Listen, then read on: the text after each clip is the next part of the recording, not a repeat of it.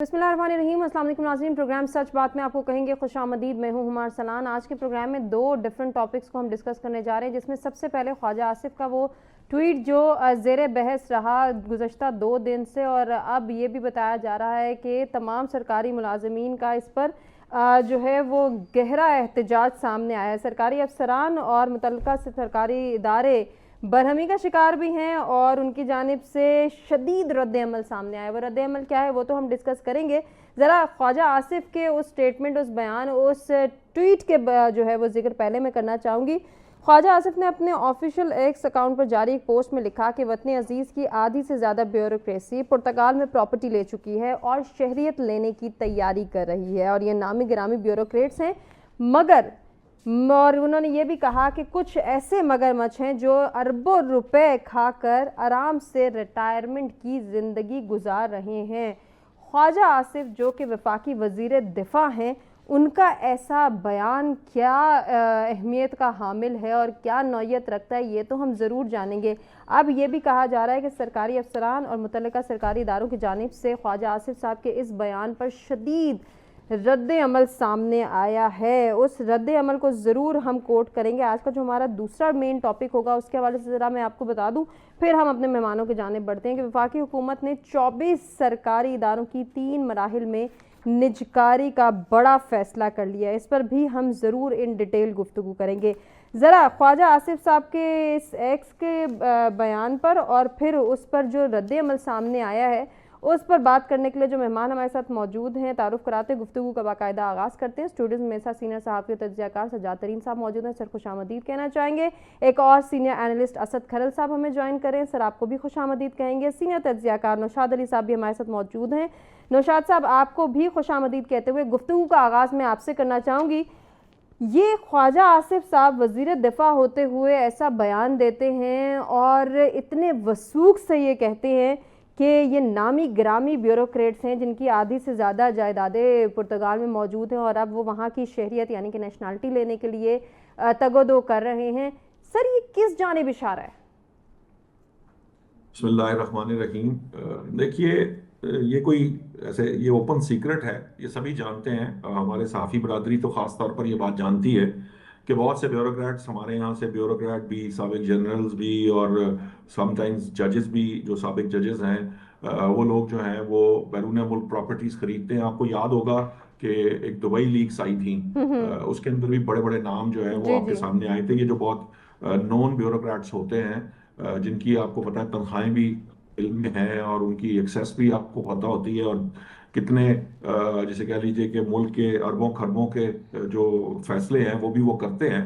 तो ऐसी सूरत में यकीनन ये जो है ना, ये कोई नया मामला नहीं है। जब जब जहाँ जहाँ जिस जिस मुल्क के अंदर ये आसानी है, मतलब मिसाल के तौर पे आजकल पुर्तगाल का जो गोल्डन वीज़ा है उसकी बड़ी धूम है, क्योंकि वहाँ पर आप पैसों के साथ बआसानी जो है वो वीज़ा ले सकते हैं, और उसकी जो बड़ी मुराद हैं, आप प्रॉपर्टी खरीद कर वहाँ पर शहरियत और चीज़ों के अंदर अपने लिए आसानी पैदा कर सकते हैं। तो ये चलता रहता है, ये कोई नई बात नहीं। हाँ, ख्वाजा आसिफ साहब ने ये क्यों की है, आपको याद होगा कि पिछले कुछ दिनों से कुछ जो हमारी बिजनेस कम्युनिटी है उसके कुछ तहफ़्फ़ुज़ात थे, और उनके तहफ़्फ़ुज़ात को सामने रखते हुए अभी हाल ही में एक बड़े दबंग ब्यूरोक्रेट को जो है वो छुट्टी पर भी भेज दिया गया है उनकी तसल्ली के लिए, और कुछ चीज़ें जो है उनकी मर्जी के मुताबिक, हमारी बिजनेस कम्युनिटी की मर्जी के मुताबिक जो है वो तश्कील भी पा गई हैं। असल मसला ये है कि ये जो आधी ब्यूरोक्रेसी की बात हो रही है, हमारे यहाँ ज़्यादातर लोग, पहली बात तो ये है कि लोग सरकारी नौकरी जो है वो ज्वाइन इसलिए करते हैं कि वो अपना कोई बेहतर मुस्तकबिल जो है वो देखें अपने आने वाली नस्लों के लिए। और ख़ास तौर पर ये जो एक CSS मुकाबले का इम्तिहान और वहाँ से लाकर जो हुक्मरान हमारे सर पर बिठाने, ये जो इलेक्टेड नहीं, नॉन इलेक्टेड जो इंतज़ामिया होती है, वो आवाम के सरों पर बिठाकर उनके ज़रिए काम लेने का जो एक पूरा प्रोसेस है, उसके अंदर यकीनन उन लोगों की एक्सेस और उन लोगों की जो जैसे कह लीजिए कि उनके रिलेशंस, कनेक्शंस इस तरह के होते हैं कि वो सम हाउ ये मैनेज कर ही लेते हैं। फर्ज कीजिए पुर्तगाल का गोल्डन वीज़ा ना भी हो तो इनके पास इतनी जैसे कह लीजिए कि ताल्लुकात वो हो जाती हैं कि ये अल्टीमेटली अपनी बाकी ज़िंदगी जो है वो अगर पाकिस्तान में भी गुजार रहे हो तो वो बड़ी शाहाना टाइप ज़िंदगी होती है। और अगर पाकिस्तान से बाहर इसलिए सेटल होना चाहते हैं कि यहाँ पर अब थोड़ा चूँकि हालात जो है वो बहुत ज़्यादा फेवरेबल नहीं है, यहाँ बहुत सी महंगाई और चीज़ें हैं जिसकी वजह से अब वो प्रेफर करते हैं कि वो अपनी इन्वेस्टमेंट کی جو ریٹرن ہے وہ کسی ایسے ملک میں، کیونکہ ان کے پاس ڈیٹاز ہوتے ہیں، ان کے پاس ایکسیس ہوتی ہے کہ جہاں پر ان کو زیادہ ریٹرن مل سکتی ہے وہاں پر وہ اپنی سرمایہ کاری کریں، وہ جائز ہے یا ناجائز، اس بحث سے بالا تر۔ صحیح۔ یہ جو اب پرتگال والی بات کی گئی ہے، اس کا مقصد بھی یہی ہے کہ بیوروکریسی جو ہے وہ کچھ چیزوں میں جیسے کہہ لیجئے کہ ہرڈل بنتی ہے حکومت کے، تو پھر جو ہے وہ حکومتی جو سائیڈ ہوتی ہے، ان کے وزراء جو ہوتے ہیں وہ وقتاً فوقتاً یہ لڑائی لڑتے ہیں۔ میں آپ کو ایک دلچسپ بات بتا دوں کہ میں جب صحافت میں نہیں آیا تھا تو میرا خیال تھا کہ اس ملک کی جو طاقت ہے وہ فوج ہے، لیکن صحافت میں آنے کے بعد مجھے یہ احساس ہوا کہ اس ملک کے اندر سب سے بڑی طاقت جو ہے وہ بیسیکلی بیوروکریسی ہے، کیونکہ یہی وہ لوگ ہیں جو یہاں پر حکومتیں لاتے ہیں، حکومتیں گراتے ہیں، اس میں یہ پورا پورا رول ادا کرتے ہیں، یہی ہیں جو لوگوں کی جسے کہہ لیجیے مختلف طرح کی وہ چیزیں بناتے ہیں، ان کے خلاف باتیں کرتے ہیں، ان کے خلاف خبریں دیتے ہیں، لگاتے ہیں اور اپنا مقصد حاصل اور کرتے ہیں۔ اسی تو کیونکہ بیوروکریسی کے لیے آپ وزیر دفاع صاحب یہ کہہ رہے ہیں کہ یہ بیوروکریسی ہی ہے جو اس وقت پاک سرزمین کو پلید کر رہی ہے۔ میں ذرا تھوڑا وہ ان کا اپنا کوئی مقصد ہوگا جس سے وہ تھوڑا سا ذرا ان کے الفاظ جو ہیں وہ بہتر جانتے ہیں، لیکن میں یہ ذاتی طور پہ سمجھتا ہوں کہ یہ جو آپ کی رولنگ کلاس ہے اس کا جو ایک میجر چنک ہے وہ ان لوگوں پر مشتمل ہے، اور ان کے ہاتھ میں چونکہ اختیار ہے، یہ صاحب اختیار ہوتے ہیں، تو صاحب اختیار ہونے کی وجہ سے یہ اس کا جو ہے نا پھر جائز اور ناجائز کی گفتگو میں نہیں پڑھ رہا، لیکن اس کا بھرپور فائدہ اٹھاتے ہیں۔ ٹھیک ہو گیا سجاد ترین صاحب، ذرا اسی ڈسکشن کو کنٹینیو کریں گے۔ سر، اتنے دبنگ انداز میں، اتنے دو ٹوک انداز میں دعویٰ کر دینا جو خواجہ آصف صاحب کی جانب سے آیا ہے without any proof, without any fact, کیونکہ نیب کے ذرائع بھی یہی کہہ رہے ہیں کہ ایسا کوئی کیس سامنے نہیں آیا، اسٹیبلشمنٹ ڈویژن کے سینئر افسران کا بھی یہی دعویٰ ہے کہ ایسا کوئی کیس سامنے نہیں ہے، پھر خواجہ آصف صاحب نے ایسا دعویٰ کیوں کیا؟ اچھا، ایک یہ کوئی اس لیے نہیں آیا کہ خواجہ آصف صاحب کوئی کرپشن کسی کی کوئی بے نقاب کرنا چاہتے تھے، یہ اس طرح نہیں آیا۔ جیسے ابھی یہاں ایک بیوروکریٹ کا نام لیا گیا، انہوں نے نام نہیں بتایا، راشد ننگڑیال ہیں، چیئرمین FBR، وہ چلے گئے ہیں، کسی دن آپ اس پہ پروگرام کیجیے گا، میں ساری ڈیٹیل سے بتاؤں گا کہ کون چلے، کیوں چلے گئے ہیں، کہ کس کی وجہ سے گئے ہیں اور نیا کون آ رہا ہے، ٹھیک ہے نا؟ وہ بھی میرے علم میں ہے کہ نیا کون آ رہا ہے، اور شاید میرے خیال ہے نیکسٹ ویک میں شاید اس کا نوٹیفیکیشن بھی ہو جائے گا، ٹھیک، یہ بات ہوئی۔ دوسری بات، یہ خواجہ آصف نے جو بات کی اس لیے نہیں کی کہ کوئی کرپشن کو روکنا چاہتے ہیں یا کرپشن کو، ایک چیز وہ ہے ہما جو سکرین کے سامنے نظر آ رہی ہے، ایک چیز ہے جو سکرین کے پیچھے چل رہی ہے۔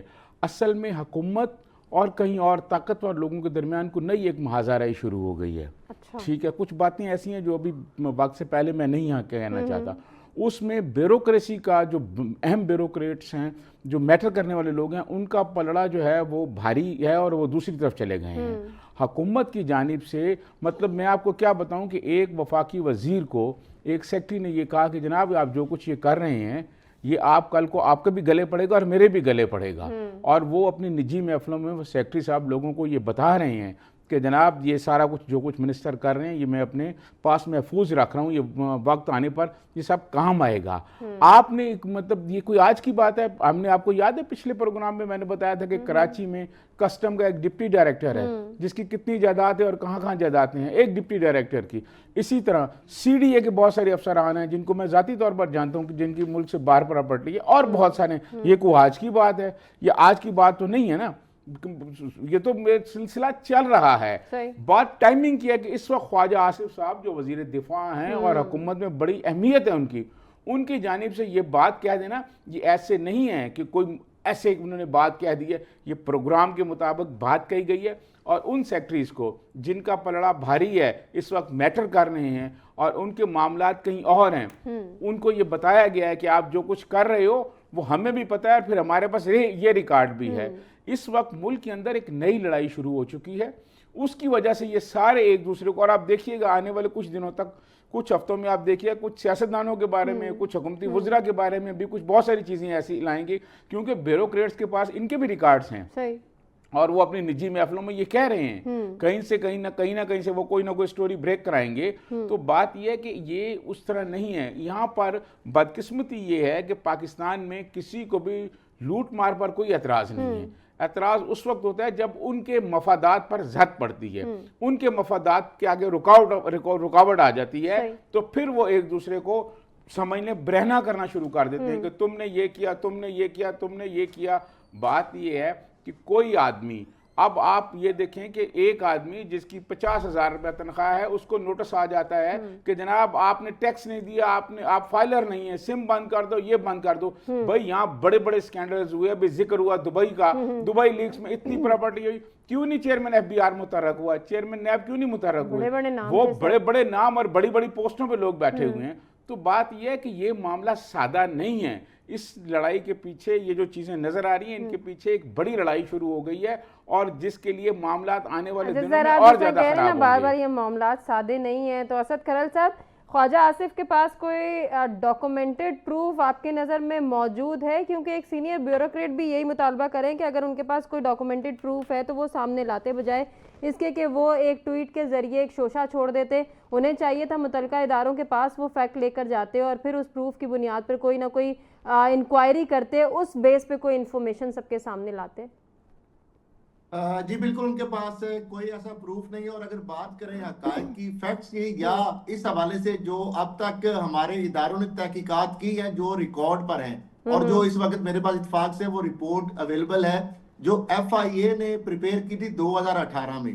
اس رپورٹ کے اندر ایف آئی اے نے جو دوہری شہریت کے حامل جو بیوروکریٹس تھے 2,84,048 جو بیوروکریٹس ہیں ان کے حوالے سے انہوں نے جائزہ لیا, اور اس حوالے سے 1,116 صرف, یعنی 2,84,048 بیوروکریٹس جو خواجہ آصف صاحب نے اپنے ٹویٹ میں بتایا کہ آدھی سے زیادہ بیوروکریسی دوہری شہریت لے چکی ہے.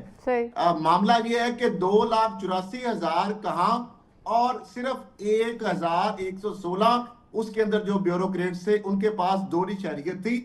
ان میں سے بھی 837 وہ تھے جنہوں نے اپنے ڈیکلیریشن کے اندر باقاعدہ اس کو ظاہر کیا ہوا تھا, اور 200 سے زائد جو تھے انہوں نے اپنے جو ڈیکلیریشن کے اندر اس اپنی دوہری شہریت کو ظاہر نہیں کیا تھا. اور اسی طریقے سے اگر بات کی جائے انہی بیوروکریٹس کی جو اہلیہ ہیں, تو وہ بیگمات جو ہیں ان کی تعداد جو تھی وہ 1,249 تھی, اور اس میں سے بھی ان بیوروکریٹس نے جو ہے تقریباً 800-900 جو ہے انہوں نے اپنی جو بیگمات کے بارے میں, ان کی دوہری شہریت کے بارے میں بتایا تھا, اور باقی جو ہے انہوں نے اس کو خفیہ رکھا تھا. اس کے ساتھ ایک اور بات جو اس وقت کی جو ایف آئی اے کی تحقیقات کے دوران سامنے آئی, اس وقت ان بیوروکریٹ جو ان کے پاس دوہری شہریت تھی ان میں سے 18 ایسے بیوروکریٹ تھے جو کہ انتہائی اہم عہدے جو ہیں, اہم ترین جو عہدے کہا جا سکتا ہے, ان پر وہ تعینات تھے. اور اس حوالے سے ان میں 16 جو ہے انہوں نے باقاعدہ ڈکلیئر بھی کیا ہوا تھا, اور جو 6 ہیں انہوں نے ڈکلیئر نہیں کیا تھا اپنی دوہری شہریت کے بارے میں. اس حوالے سے سپریم کورٹ میں ایک سو موٹو کیس بھی ہوا, اور اس میں 15 دسمبر 2018 کو ایک فیصلہ بھی آیا, اور اس فیصلے میں وفاقی اور صوبائی حکومتوں کو یہ حکم دیا گیا کہ آپ اس حوالے سے قانون سازی کریں اور ان کے خلاف جو ہے کارروائی بھی کی جائے. اور یہ بھی کہا گیا کہ یا ان افسران کو ڈیورنگ سماج یہ بھی کہا گیا کہ یا وہ اپنی دوہری شہریت چھوڑ دے, یا پھر وہ جو ان کی جابز ہیں ان کے حوالے سے جو گورنمنٹ ہے وہ ایکشن لے. معاملہ یہ ہے کہ اس میں تو کوئی شک نہیں ہے کہ ہمارے بہت سے ایسے بیوروکریٹ جب وہ اپنی من پسند جو سیاسی حکومتوں میں لوٹ مار کرتے ہیں, اثاثے بناتے ہیں, اور اس کے بعد وہ بیرون ملک چلے جاتے ہیں, تو اس کے بعد نہ تو ان کو خلاف جو ایف آئی اے متحرک ہو سکتی ہے, نہ نیب ان کے خلاف متحرک ہو سکتا ہے, اور وہ آرام سے باہر کی دنیا کے اندر جا کے بیٹھ کے اپنی فیملی کی اور اپنی جو ہے ڈوئل نیشنلٹی کی بنیاد پر وہ انجوائے کرتے ہیں. تو دوسری بات یہ ہے کہ ان کا اہم عہدوں پر جو دوہری شہریت کے حامل افراد ہیں یہ تعینات ہونا, یہ بھی ہمارے جو نیشنل یا سیکورٹی یا قومی مفاد کے لیے میں سمجھتا ہوں ایک خطرے کی گھنٹی ہے. تو اس معاملے میں دیکھنا یہ ہے کہ یہ بار بار معاملہ تو 2012 میں بھی ہائی لائٹ ہوا, 2018 میں ہائی لائٹ ہوا, ابھی خواجہ آصف صاحب نے پھر اس کو ٹویٹ کر کے لائم لائٹ پہ لے آئے. تو اس پر کچھ نہ کچھ تو ہونا چاہیے. یہ اب وہ کچھ نہ کچھ کیا ہونا چاہیے اپنے مہمانوں سے جانیں گے. ایک بریک کی جانب بڑھنے کا وقت ہے. Stay with us. Welcome back ناظرین, پروگرام میں ایک مرتبہ پھر سے آپ کو کہیں گے خوش آمدید. بڑھیں گے آج کے دوسرے ٹاپک کی جانب, ذرا اس کا بھی تذکرہ کر لیں. وفاقی حکومت نے 24 سرکاری اداروں کی 3 مراحل میں نجکاری کا فیصلہ کر لیا ہے. ایک جانب تو ہم ہمیشہ یہ بات کرتے ہیں کہ نجکاری کا فیصلہ ٹھیک ہے, غلط ہے, پھر اس پہ یہی جواب آتا ہے آؤٹ سورسنگ کی جاتی ہے, گلوبلی یہ کام کیا جاتا ہے تاکہ ادارے بہتری کی جانب جائیں یا پھر ملک ترقی کی جانب جا سکے. لیکن یہ 24 سرکاری اداروں کی 3 مراحل میں نجکاری, جس میں اہم بڑے ادارے شامل ہیں, قومی ایئر لائن, روز ویلٹ ہوٹل، زرعی ترقیاتی بینک، ان کی نجکاری پہلے مرحلے میں ہوگی۔ پہلے مرحلے کی مزید بات کریں تو آئی ایس کو سمیت 3 ڈسکوز کی نجکاری کا فیصلہ کیا گیا ہے۔ یہ 3 ورژنز ہیں، 3 مرحلے ہیں، جس میں سب سے پہلے مرحلے میں جن جن اداروں کی نجکاری کا فیصلہ ہوگا وہ میں نے آپ کے سامنے رکھے ہیں، جبکہ دوسرے مرحلے میں کہا جا رہا ہے کہ یوٹیلیٹی سٹورز کارپوریشن اور 4 جینکوز کی نجکاری کی جائے گی۔ لیسکو سمیت 6 مزید ڈسکوز کی دوسرے مرحلے میں نجکاری ہوگی، جبکہ تیسرا مرحلہ بھی اسی طرح سے کچھ اداروں پر مشتمل ہے۔ جیسے سجاد ترین صاحب، بریک پہ جانے سے پہلے ہم ذرا بات کر رہے تھے، سرکاری افسران کے حوالے سے بات ہوئی، ان کی مراحتوں کے حوالے سے بات ہوئی، بیوروکریسی کو ہم نے ڈسکس کیا۔ سر، اب سرکاری اداروں کی نجکاری، اس کو کیسے دیکھتے ہیں آپ؟ دیکھیں جی، میں آپ کو عرض کروں، یہ جو حکمران طبقہ ہے نا پاکستان کا، اگر ان کے درمیان کسی بات پر اتفاق ہے تو وہ نجکاری ہے۔ اچھا، نجکاری آپ یہ کر کیوں رہے ہیں؟ یہ کر رہے ہیں اخراجات بچانے کے لیے، اور یہ جو یورپین ممالک ہیں ان کی نقل کر رہے ہیں۔ آپ کو یاد ہوگا جو پہلے نجکاری ایک دفعہ میاں نواز شریف کے زمانے میں ہوئی اور جو بینک بیچے گئے، آپ یقین مانیں کہ جتنے میں وہ بینک بیچے گئے تھے، اس سے کئی گنا زیادہ وہ ایسٹس تھے، جہاں وہ ان کے پلاٹ تھے، جہاں وہ بینکوں کی بلڈنگ بنی تھی، اور جو ان کے اندر فرنیچر بنا ہوا تھا، ٹھیک ہے، وہ کئی گنا ان سے زیادہ تھا، لیکن وہ انہوں نے سیل کر دیا۔ اچھا، پھر ہوا کیا کہ وہاں جو ملازمین ہوتے ہیں ان کو سیٹھ کے رحم و کرم پر چھوڑ دیا جاتا ہے۔ سرکاری ملازمین کو ایک تحفظ ہوتا ہے کہ بھئی نوکری ہے، پینشن ہے، پھر کوئی میڈیکل ہے، کوئی اور سہولت ہے، یہ ان پر چھوڑ دیا جاتا ہے۔ پھر وہ اپنی مرضی سے تنخواہیں دیتے ہیں، وہ اپنی مرضی سے ان کو سہولیات دیتے ہیں۔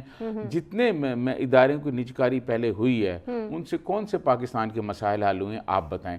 آپ پورے پاکستان کے ادارے بیچ دیں، مسائل حل نہیں ہو سکتے۔ میں نے صرف اسی لیے سب سے پہلے آپ سے بات کی تھی کہ آپ نے یہ والا جو جملہ کرنا ہے کہ سرکاری اداروں کی جو پہلے نجکاری ہوگی، ان سے کون سے ایسے مسائل اور ایسے کون سے ہم نے مفاد حاصل کر لیے؟ آپ بتائیں، کوئی نہیں حل ہوئے، ٹھیک ہے، اپنی مرضی۔ یہ جو امریکہ میں ہوٹل ہے، یہ آج سے نہیں، یہ بہت زمانے سے لوگ خریدنا چاہ رہے ہیں، بہت پہلے سے، اور مختلف پارٹیاں خریدنا چاہ رہی ہیں، اور اس وقت بھی جو پارٹی خریدنا چاہتی ہے، جس نے نجکاری لسٹ میں اس کا نام ڈلوایا ہے، میں ان لوگوں کو جانتا ہوں۔ میں ابھی ان کے نام آن ایئر نہیں لینا چاہتا، میں ان کو جانتا ہوں، مجھے پتا ہے کہ وہ کون لوگ ہیں جو اس ہوٹل کو لینا چاہ رہے ہیں۔ تو اس میں آپ مجھے بتائیں کہ بات یہ ہے کہ دنیا بھر میں نجکاری تو کی جاتی ہے، لیکن ہمارے ہاں جو نجکاری کی جاتی ہے وہ ملک کے مفاد کو سامنے رکھ کر نہیں کی جاتی۔ ٹھیک ہے سر، آپ کا اوپینین آ گیا۔ نشاط صاحب، آپ کو بھی ایسا لگتا ہے کہ ہمارے ہاں جو نجکاری کی جاتی ہے ملکی مفاد کو مد نظر رکھتے ہوئے نہیں کی جاتی؟ دیکھیے، میں اصل میں سجاد صاحب کے اگینسٹ میں جو ہوں نا، میں نجکاری کے حق میں ہوں۔ ویسے تو سجاد صاحب کا بھی کہنا یہی ہے، وہ نجکاری کے خلاف نہیں ہے، لیکن وہ چاہتے ہیں کہ نجکاری کا پروسیس جو ہے نا وہ شفاف ہو۔ ایک بات میں بتا دوں کہ جو مسائل حل ہونے کی بات کہی تھی سجاد صاحب نے، معذرت سجاد صاحب، میں صرف اس لیے یہ بات کر رہا ہوں کہ میں نے یہ بات کہنی ہی تھی۔ دیکھیے، آپ جو آج میں اور آپ بیٹھ کر یہاں پر یہ جو ہمارے فاصلوں کے باوجود میں اسٹوڈیو میں نہیں اور پروگرام کر رہے ہیں نا، اس کی ایک وجہ تھی، اور وہ وجہ صرف یہ تھی کہ آپ کا ٹیلی کام سیکٹر جو ہے نا اس کی نجکاری کر دی گئی تھی۔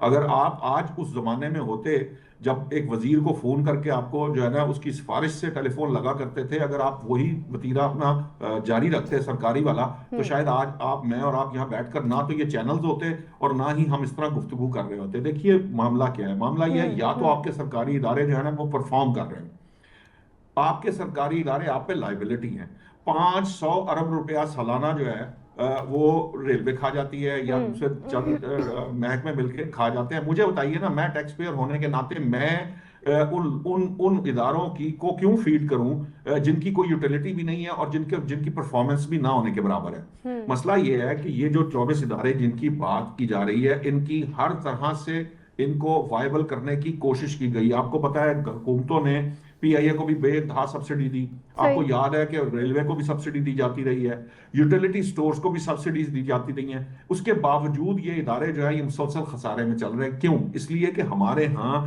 جو سرکاری ملازم کا جو طریقہ کار ہے، آپ ایک دن میں اتنا کام کرتی ہیں جتنا سرکاری ملازم ایک ماہ میں نہیں کرتا. تو جب اس مزاج کے ساتھ آپ کی سوسائٹی جو ہے اس کی تشکیل ہو چکی ہوئی ہے اس سچویشن میں آپ کے پاس اور کوئی چارہ نہیں ہے ماں سوائے اس کے کہ آپ ان کو کٹ تھروٹ کمپٹیشن میں لے جائیں اور وہاں پر ان کو فلرش کرنے دیں, ورنہ آپ ساری زندگی اس کے پیچھے کوئی گارنٹی ہے یا یہ گے. بات وثوق سے کی جا سکتی ہے کہ آؤٹ سورس کریں گے تو یہ ادارے پروفیٹیبل ہو جائیں گے؟ دیکھیے یہ پروسیس کا معاملہ ہے. آپ پروسیس کی شفافیت پہ بات کر سکتے ہیں لیکن نجکاری کی مخالفت نہیں کرنی چاہیے. نجکاری ہونی چاہیے, شفاف طریقے سے ہونا چاہیے. میں بھی یہی چاہتا ہوں کہ شفاف طریقے سے ہو, کیونکہ شفاف ہوگی, ملک کا مفاد مد نظر رکھا جائے گا تو آپ کو وہ ریونیو آئے گا جس کی آپ کو توقع ہے. اور ریونیو نہ بھی آئے, جو سب سے بڑا مصیبت ہے وہ یہ ہے کہ یہ جو ایس او ایز ہیں, اسٹیٹ اونڈ انٹرپرائزز ہیں, یہ آپ کا تقریباً 1 خرب روپیہ یا 1000 ارب روپیہ جو ہے نا وہ سالانہ بوجھ ڈالتی ہے میرے پہ اور آپ پہ. تو وہ جو بوجھ ہے اب وہ قابل برداشت نہیں رہا. عام آدمی ٹیکسوں کی شکل میں وہ چیزیں نہیں دے سکتا جو پہلے کبھی دینے کی پوزیشن میں تھا. اس لیے ان کی نجکاری کے علاوہ اب کوئی دوسرا راستہ میری نظر میں موجود ہی نہیں ہے. ٹھیک ہے, آپ کچھ کہنا چاہ رہے ہیں, آپ ایک جملہ کہہ دیں, میں اسد کھرل صاحب سے بھی پوچھوں. دیکھیں میں آپ کو بتاؤں, بات یہ ہے میں 1985 میں جرنلزم میں آیا ہوں. مجھے وہ دور یاد ہے کہ جو انہوں نے بات کی نا منسٹر کے ٹیلی فون کہنے پہ, مطلب کوٹے پہ ٹیلی فون لگتا ہے, یہ بات درست ہے. لیکن بات یہ ہے کہ جو عہد ہوتا ہے اس عہد کے ساتھ ساتھ چلا جاتا ہے نا. اب ہم کہتے ہیں کہ جی پہیہ ایجاد کیوں ہو گیا, پہیہ ایجاد ہوا تو یہ ساری سن لیں بات سن لیں. پہیہ ایجاد ہوا ہے تو جناب ترقی ہوئی ہے. پرنٹنگ پریس آیا ہے تو جناب کیا پرنٹنگ پریس کے ایجاد ہونے کے بعد 1605 تک جو ہے وہاں پبلشر کو پھانسیاں نہیں ہوتی رہی ہیں برطانیہ میں. سن لیں ذرا بات سن لیں, کیا پرنٹنگ انہوں نے بند کر دی.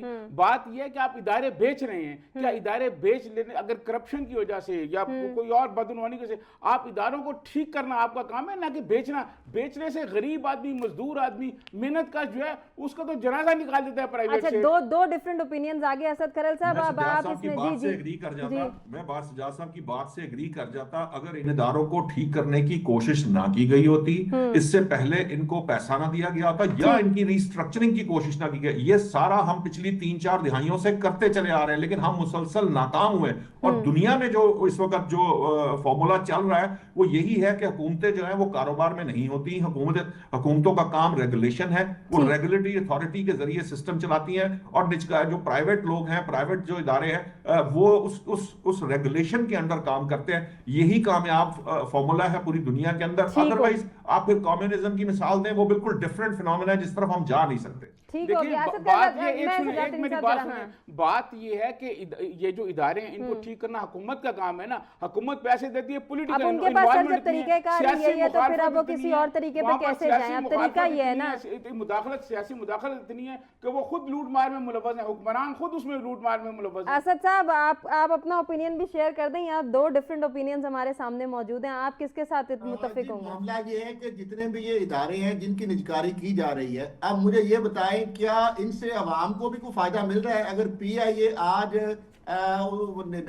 سرکاری معاملہ بھی ہے تو اس پہ کون سا عوام کو کوئی ریلیف مل رہا ہے؟ دوسری جو نجی ایئر لائن ہے اتنا ہی اس کا بھی فیئر ہوتا ہے, بلکہ بعض دفعہ زیادہ ہوتا ہے. اس طریقے سے آپ جو ڈسکوس کی بات اگر کر رہے ہیں تو یہ جو الیکٹرک سپلائی کمپنی ہے یہ بھی ایک لوٹ مار کا انہوں نے ایک سلسلہ بنایا ہوا ہے, اور عوام کو جو ہے اوور بلنگ اور بہت سارے اور مسائل کا سامنا ہے, اور سروسز کے اوپر بھی مسائل ہیں. اور کیا اس کو باقی ڈسکوس کی نجکاری کرنے سے مسائل حل ہو جائیں گے؟ یہ گارنٹی تو نہیں ہے کہ الیکٹرک کی مثال ہمارے سامنے ہے.